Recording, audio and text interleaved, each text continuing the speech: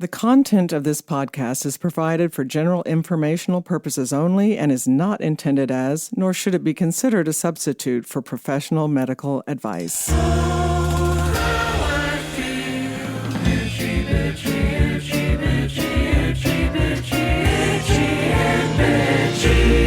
Hello, this is Karen Nickel, family nurse practitioner, and you are listening to Itchy and Bitchy, a podcast that provides answers to your many unanswered health questions.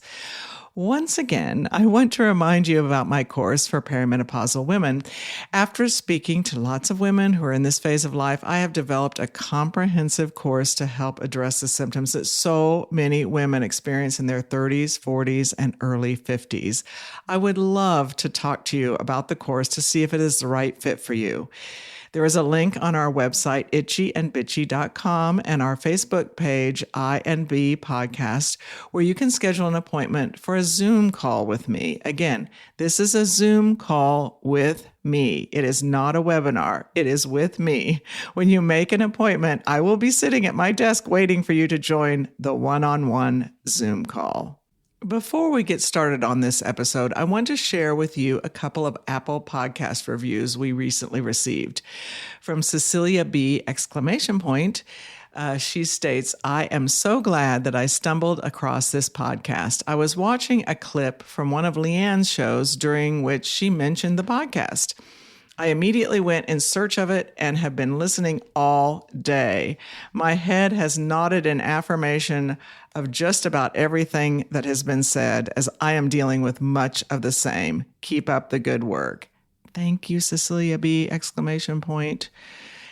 Mish Mishy, she says, I have suffered with not feeling good for years. I have many bothersome issues, nothing major, but to me, all these issues are major and have really affected my life. I wanted to cry listening to the very first episode. I feel like now I can finally get some answers. Thank you so much. Can't wait to listen to more, put some action to your advice, and finally feel better. Mishy, thank you for your wonderful review, and I'm glad you're enjoying the podcast. And for those of you who are especially listening through Apple Podcasts, we love hearing from you and love to hear your reviews, so keep them coming. So today we're going to talk about nails, fingernails specifically. I talked about hair last week, and now I'm going on to the nails.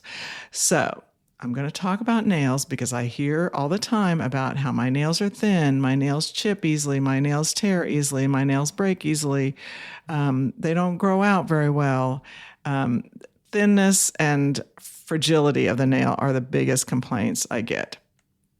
So I'm going to start by telling you what things make your nails thin and breakable. The first one is biting your nails. Whether you do it out of concentration, nervousness, or boredom, biting your nails not only makes them break more easily, but it also opens you up for having infection around the nail. Saliva, which is a digestive enzyme. It breaks down your food. So guess what? It also dissolves nails and the cuticle skin, and it makes them weak and brittle. So you're digesting your nails and cuticles when you bite your nails. So once saliva breaks down that protective barrier, fungus, yeast, and bacteria can invade the area around the nails and cause infections. So what is the fix for this particular problem? Well, keeping your nails short so there's nothing to bite off helps. You can also use, I'm sure those of you out there who are nail biters know about this, but there are bitter solutions, bitter meaning, bitter tasting solutions that you can put on your nails to discourage biting. Another fix, maybe more importantly, is to address the moods that are driving the nail biting. So if you have anxiety and nervousness, maybe you can work on behavioral things to break that habit. Let's talk about texting and keyboard typing. If your nail is making contact with your keyboard or smartphone screen over and over, it could cause it to split, fracture, or fray the edges. So if you are especially if you're using one finger, this is when this usually happens. If you're texting with both thumbs, usually you're using your finger pad or thumb pad. But when you hear this, as you text or type, you are using the end of your nail to do the typing and texting.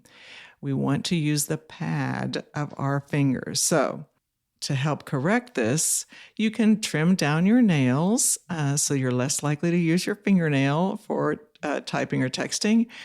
And maybe try texting with your thumbs instead of your index finger, so you're not clicking on the keyboard or on your smartphone screen. Do your people around you a favor and try to change that, because it's sort of annoying to listen to people all the time on their smartphone. But that's just my personal thing. Okay, so moving on from texting and typing, water dries out your skin, as we all know. And if the skin at or below your cuticles is dry, then the underlying nail matrix is too. The nail matrix is your nail bed, is where the nail is formed and grows out. That means the nail it forms will be prone to splitting, breaking, and cracking when that cuticle area is dry. So the fix for this is to use a good cuticle cream and apply it throughout the day, paying special attention to the area above your matrix, basically around your cuticle. And you're going to apply it from the cuticles all the way down to the second knuckle of your finger to keep all of that area moist. And fortunately, there are many good options to moisturize your cuticle, and I will review those after this quick break. I just got back from being away from home for 2 weeks, and when I walked in the door, I thought, this air is so stale, I don't even want to be breathing this air.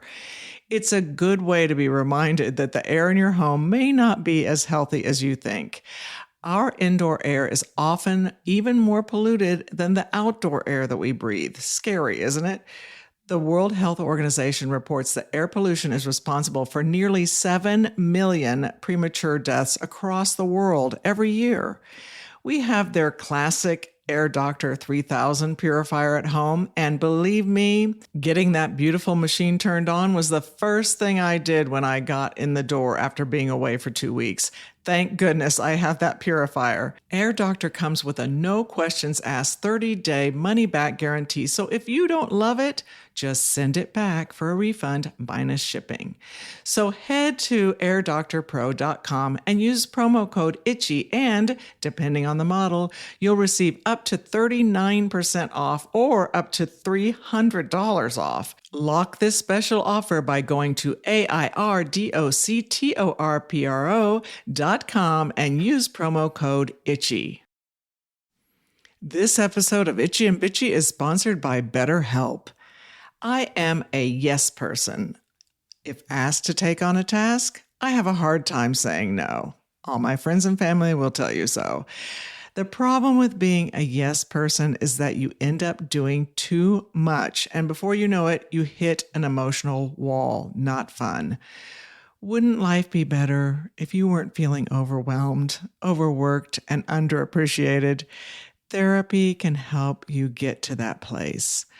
Are you unable to see the emotional wall until you hit it? Therapy can give you the tools to learn how to balance the yeses and the nos so you avoid the wall. I am a family nurse practitioner, and I am speaking from experience, from personal experience. I know that wall very well, and therapy has helped me recognize when I'm piling on too many things in my life and has helped me learn how to manage that situation. Give BetterHelp a try if you're thinking about starting therapy. BetterHelp therapy is convenient, flexible, and suited to your schedule because it's entirely online. Just fill out a brief questionnaire to get matched with a licensed therapist and switch therapists anytime for no additional charge. Find more balance with BetterHelp. Visit betterhelp.com/itchy today to get 10% off your first month. That's BetterHelp, HELP.com/itchy.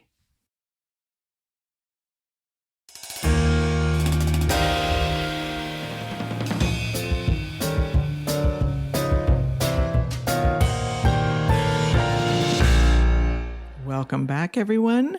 I'm going to talk to you about how to moisturize your cuticles and what products there are available, some of the products. So for a very cost-effective option, you can try Onyx, like the stone, Onyx, Onyx Professional Hard as Hoof.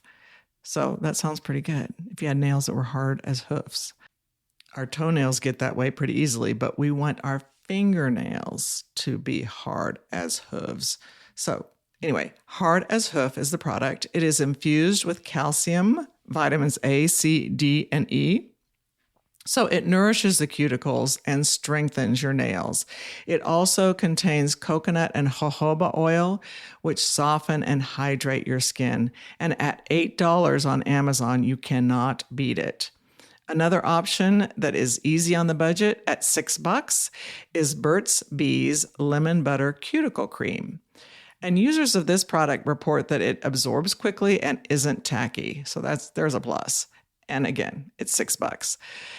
If you use gel polish or have acrylic nails, which I will talk about later, a good moisturizer to use is OPI Pro Spa Protective Protective Hand and Nail and Cuticle Cream. It is sort of a long name. You gotta give me that. OP Pro Spa Protective Hand and Nail and Cuticle Cream. And at $12 at Ulta, it's also a good deal. If your cuticles bleed or if you're a chronic cuticle picker, the use of Neosporin ointment on the cuticle is recommended. And this, of course, is assuming you do not have allergies to the antibiotics that this ointment contains. It contains several different antibiotics. This will help heal your cuticles and help prevent infection. Your cuticles serve an important role, so it is best to avoid cutting the cuticle, which is done every time you go to the nail salon. Pushing back the cuticles rather than trimming them keeps them sealed to the nail root and prevents the onset of bacteria and germs. While you're in the shower, when the cuticles are moist and soft, you can gently push back the cuticles with a cuticle pusher or a washcloth. Do this about once a week. And just like washing your hands frequently can cause brittle nails, so can constant application of hand sanitizer. Thanks to its high concentration of drying alcohol. Works to sanitize, but it dries out your nails and cuticles. If you're in a pinch and you need to use a hand sanitizer, try to avoid the area around your nails until you can properly wash your hands. Also, using hand sanitizer wipes can make it a bit easier to avoid the nail and the cuticle. But if you prefer to use a liquid product, just be sure to follow with hand cream to rebalance with moisture. As I promised earlier, we need to talk about nail polish. All nail polishes, I'm going to say that again. All nail polishes contain drying ingredients that sap moisture from the nail plate and weaken it. And that drying effect doesn't stop once the polish is hardened. Even non-toxic nail polishes, which do not contain the solvents and plasticines or plasticizers, along with other potentially irritating ingredients, can still leave nails high and dry. So how to fix this? Well, taking off polish after 5 days, when most formulas will start wearing down anyway, you'll start seeing chipping, etc. Then give the nails a few days of downtime before painting again. I know that means naked nails for a few days, but remove the polish and wait a few days before painting again. Ideally, if you are having nail splitting, breaking, and chipping, it's best not to use polish at all. And I know with gel polishes, certainly acrylics, they stay on a long time and it's pretty involved in terms of getting them off, getting the gel polish off or the acrylics off. So, they basically sand down your nail, which again, you're breaking down a barrier that protects your nail and cuticle when you have that drilling done on your nails. Okay, well, not exactly drilling, but sanding. It just looks like a drill. Anyway, on to nail polish remover. This stuff smells like a combo of gasoline and grain alcohol. So it is not surprising that polish removers aren't exactly healthy for your nails. Acetone, that, as you know, is the ingredient in traditional remover, strips the natural oils in your nails along with the polish, and it leaves you with brittle nails. Even non-acetone removers, the solvents can be very drying. The best fix option for this is to get a soy-based acetone-free option that contain oils that leave the nails moisturized after using. One option is Ella plus Mila Soy Nail Polish Remover, which is about $10 on Amazon. So it would be at least an option if you're going to paint your nails. So just as your skin starts to show age-related changes, such as thinning and sagging as we grow older, nails also show signs of aging. Longitudinal or vertical ridging of the nails is usually age-related and usually nothing to worry about. A lot of patients complain about the formation of these vertical ridges. Again, stripping nails with solvents during manicures can cause this ridging because it dries out the cuticle and affects the matrix of the nail bed. So in addition to the nail care tips I just reviewed, you can help support your nails with the B vitamin called biotin. Many of you have already heard about this, biotin, if I could spell it, biotin. If your diet lacks biotin-rich foods like eggs and salmon, sweet potatoes, beef, almonds, you can use 2.5 milligrams, or sometimes listed as 2,500 micrograms a day, once a day of biotin, 25 milligrams, or the equivalent is 2,500 micrograms once daily to help address brittleness of the nails.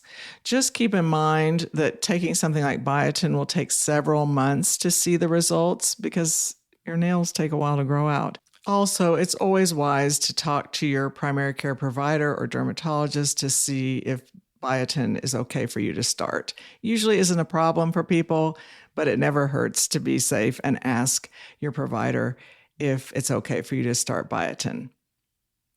So nail changes that need to be evaluated by your PCP or dermatologist include pitting of the nails, which is usually caused by psoriasis.